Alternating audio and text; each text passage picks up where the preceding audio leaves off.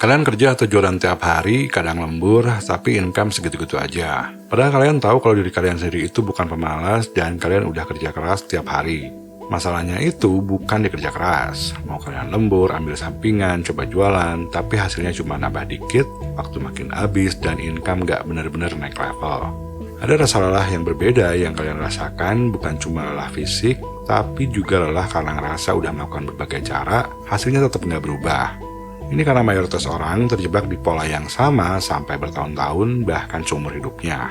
Sampai masuk ke titik di mana seseorang bisa menjadi bingung dan frustasi.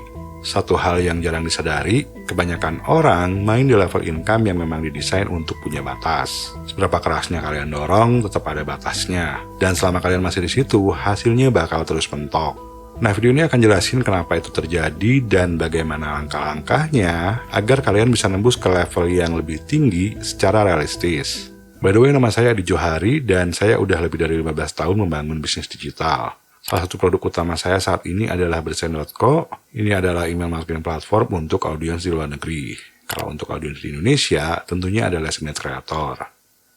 Oke, kita mulai dari dasarnya dulu, cara paling umum dalam menghasilkan uang. Kalian kerja, kalian dibayar, kalian berhenti, income ikut berhenti. Ini yang disebut linear income. Entah itu kerja kantoran, freelance, atau jualan jasa, semuanya punya benang merah yang sama. Income selalu terikat langsung dengan waktu yang kalian miliki, dan disitulah batasnya. Kita nggak bisa mengubah satu hari itu jadi 36 jam atau 48 jam, dan dalam 24 jam kita juga nggak mungkin kerja non-stop tanpa istirahat. Karena sebagai manusia itu kita punya keterbatasan. Tapi kalau ditanya apakah linear income itu bisa naik, jawabannya bisa. Hanya saja apa yang terjadi hampir selalu sama. Tiap kenaikan income datang dengan tambahan beban yang lebih berat. Dan itu yang sering bikin orang frustasi. Udah melakukan berbagai cara, udah mendorong sekuat tenaga, tapi tetap mentok. Nah, sekarang gimana kalau saya kasih tahu ada income model yang berbeda? Model ini disebut leveraged income, yaitu income yang tidak sepenuhnya bergantung pada waktu kita. Bukan berarti kalian harus berhenti bekerja 100%, tapi usaha yang dikeluarkan itu semakin lama bisa semakin berkurang, bahkan pemasukannya bisa semakin meningkat. Jadi nggak terbatas seperti linear income. Langsung aja kita lihat tabel perbandingannya. Nah, ini kalian bisa lihat sendiri, masalah kebanyakan orang hanya bermain di linear income seumur hidupnya. Bahkan saat mereka bilang punya usaha, seringnya masih di pola yang sama. Jualan, dapat uang, habis buat kebutuhan, terus ulangin lagi. Secara bentuk kelihatan beda, tapi secara struktur masih cenderung linear. Makanya jangan heran kalau capeknya sama dan mentoknya juga sama. Kalau saya tadi bilang dengan leverage itu hasil bisa meningkat tanpa usaha lebih keras atau tanpa menambah waktu kerja, itu datangnya dari satu hal, yaitu aset. Dan kalian pastinya udah sering dengar soal aset, hanya saja masih banyak miskonsepsi. Sekarang pertanyaannya, kalau leverage ini lebih powerful, kenapa nggak banyak orang ngejar ke sana? Ini terjadi karena dua alasan. Alasan yang pertama, nggak pernah diajarkan. Jalur default yang disiapkan untuk kita selalu seperti ini, dan model ini punya satu keunggulan besar, reward cepat, serta terasa aman. Kerja bulan ini, akhir bulan bisa dapat gaji, jadi wajar kalau banyak orang yang ngerasa nyaman di situ. Dan model seperti itu memang yang kita kenal sejak kecil. Alasan kedua, dulu aksesnya terbatas. Kalau mau punya bisnis atau membangun aset itu butuh modal besar, butuh pinjam uang ke bank, butuh juga tim operasional. Jadi nggak semua orang punya akses ke sana, tapi itu zaman dulu. Cuma sayangnya masih banyak orang yang berpikir kondisinya itu masih sama seperti dulu. Saya sendiri pertama kali baca soal konsep ini dari buku di usia yang cukup muda. Nah, saat itu saya langsung paham apa yang ingin saya bangun. Tapi saya juga tahu kondisi saya itu belum memungkinkan untuk langsung lompat, apalagi saya bukan orang yang datang dari keluarga kaya dan saya juga bukan sarjana. Dan kondisi saat itu, internet belum kayak sekarang. Jadi waktu dulu saat masih kerja sama orang lain, saya sambil belajar coding dan masuk lewat freelancing. Waktu itu saya tetap menjual waktu sebagai freelancer, tapi saya udah tahu arahnya kemana. Jadi itu cuma batu loncatan aja. Nah, kalau zaman sekarang itu dengan teknologi yang ada, bisa jadi lebih mudah lagi. Jadi yang berubah itu bukan konsepnya, melainkan aksesnya. Sekarang kita masuk ke bagian yang praktis. Di era digital sekarang, ada 3 jenis leverage yang bisa dibangun tanpa modal besar, tanpa izin khusus, bahkan tanpa tim di awal. Yang pertama adalah media leverage. Ini adalah leverage dengan kemampuan untuk menjangkau banyak orang tanpa harus ditemui satu persatu. Tapi sebelum lanjut, saya ingin meluruskan dulu miskonsepsi yang sering muncul. Banyak orang dengar media leverage atau bikin konten itu langsung mikir harus viral, harus punya jutaan follower, atau harus melakukan hal-hal yang konyol. Padahal nggak kayak gitu. Membangun media leverage ini bukan berarti harus jadi influencer yang sering viral, tapi ini soal distribusi. Nah, dan yang didistribusikan bukan sekadar konten, melainkan ide, skill, atau solusi yang nantinya bisa jadi bisnis digital. Jadi konten itu hanya medianya. Ratusan orang pun, kalau audiensnya tertarget dan strateginya benar, itu bisa jadi duit. Jadi bukan sekadar posting biar rame, tapi cara membawa sesuatu yang punya value atau nilai ke market yang tepat. Saya sendiri posting ke YouTube sebulan itu cuma 2-3 kali, view-nya juga nggak besar. Tapi dari situ saya bisa menjangkau puluhan sampai ratusan ribu orang per bulan.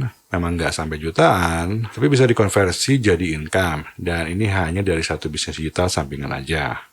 Lalu dengan leverage kedua, usaha dan waktu kerja kalian itu bisa dikurangi lagi, yaitu code leverage, dan ini bukan berarti harus juga coding. Maksudnya pekerjaan kalian itu dibantu oleh sistem dan aplikasi, jadi kalian nggak harus terus-terusan kerja manual. Sekali dibangun, bisa dipakai berulang, saat kalian lagi liburan atau tidur pun tetap bekerja secara otomatis. Nah, kalau kalian merasa asing dengan istilah-istilah ini, nggak perlu khawatir. Kalian bisa belajar secara bertahap dengan join newsletter Let's Meet Creator. Ini joinnya gratis, linknya ada di deskripsi. Nah, sekarang kita bahas yang lagi hype, yaitu AI. Ini adalah leverage ketiga. Sayangnya ada orang-orang yang menganggap AI itu adalah solusi utama, padahal sebetulnya bukan. AI itu bukan leverage utama, tapi AI bisa mempercepat leverage. AI bantu kita untuk bikin konten lebih cepat, riset lebih cepat, dan otomasi lebih mudah. Tapi ada satu peringatan penting. Kalau misalkan kalian belum punya arah yang jelas, AI itu hanya akan mempercepat jalan kalian ke arah yang salah. Nah, jadi urutannya itu harus benar, harus seperti ini, bukan terbalik. Jadi kalau ketiga ini digabungkan, walaupun dibangun secara bertahap satu persatu, nantinya kalian nggak akan lagi main di level yang sama. Jadi kalian bakal naik level. Sekarang kita luruskan ekspektasinya. Jadi apa yang saya bahas tadi itu bukan sesuatu yang instan. Konten butuh waktu, audiens butuh kepercayaan, dan sistem itu harus dibangun secara perlahan. Ini bukan jalan cepat, tapi ini jalan keluar dari batas waktu. Jadi tetap harus usaha, tapi arah ke depannya itu berbeda. Hasil akhirnya juga jelas berbeda.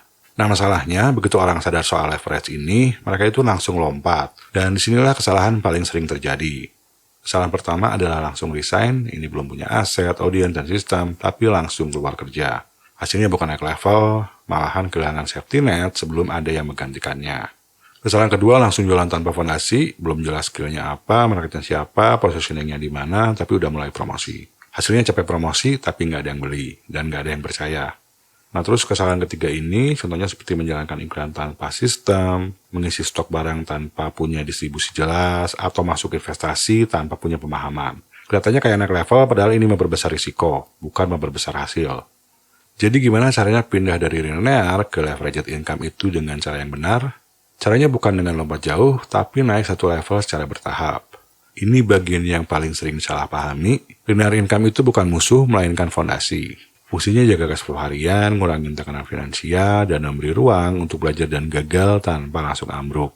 Tanpa ini kalian akan ngambil keputusan dari tempat yang panik, dan keputusan dari kepanikan jarang berakhir baik. Terus mulai dokumentasikan apa yang kalian tahu, bikin konten, tulis, rekam, apapun bentuknya. Bukan harus sempurna, yang penting mulai ada jejak. Bukti bahwa kalian tahu sesuatu yang berguna bagi orang lain. Dari situ kalian mulai bangun audiens. Fokus ke orang-orang yang memang bisa kalian bantu dan bangun kepercayaan. Karena tanpa kepercayaan, maka nggak akan ada transaksi.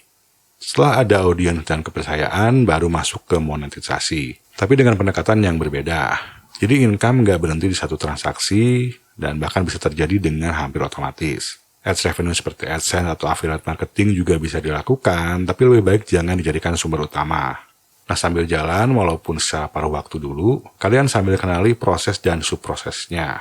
Dan pelan-pelan sambil rapikan jadi sistem yang jelas. Sistem produksi konten, sistem penjualan, sistem scheduling dan automation. Langkah-langkah lebih detailnya dijelaskan di blueprint sistem satu orang. Kalau kalian mau cek, linknya ada di deskripsi. Satu hal lagi yang perlu diluruskan, income awal itu nggak akan langsung menggantikan gaji. Dalam bisnis, realitanya memang seperti itu dan itu normal karena masih dalam tahap awal pembangunan. Jebakan berikutnya adalah mengejar status. Begitu income mulai agak besar, banyak yang langsung upgrade gaya hidup. Kelihatannya progres, padahal strukturnya balik lagi ke linear. Income naik, pengeluaran ikut naik, tekanan ikut naik. Nah, agar tidak salah langkah, pahami konsep capital leverage, yaitu uang yang bekerja untuk membesar sistem yang sudah jalan, bukan dihabiskan. Jadi putar dulu sebagian besar profitnya untuk iklan, tools, bahkan untuk pembelajaran lebih lanjut, terutama soal finansial. Saya sendiri sampai sekarang masih terus belajar. Karena untuk bisa scaling bisnisnya, kemampuan kita dulu yang harus berkembang. Ekspansi butuh sistem yang lebih matang, otomasi yang lebih kompleks, dan manusia untuk bagian yang belum bisa diotomasi. Tentunya bisa hire freelancer atau virtual assistant. Intinya semua ini butuh waktu, bukan karena prosesnya lambat, tapi karena setiap level baru butuh kemampuan baru. Nah, setelah income-nya lebih tinggi, bisa beli aset-aset lain. Jangan dihabiskan semua, supaya network kalian bisa meningkat, atau setidaknya untuk bekal di masa tua, biar nggak kerja keras terus. Nah, mulai sekarang, kalian ganti pertanyaannya. Jangan tanya lagi gimana cara cepat dapat uang online, karena ini akan bikin kalian lompat-lompat tanpa benar-benar naik level. Tapi ganti jadi pertanyaan ini, kalian pertanyakan kalian sedang ada di level mana saat ini, karena dari sini arah kalian mulai bisa jadi lebih jelas. Nah, buat teman-teman yang ingin mendalami langkah-langkahnya secara lebih dalam, kalian bisa lanjutkan dengan nonton salah satu video yang tampil di layar.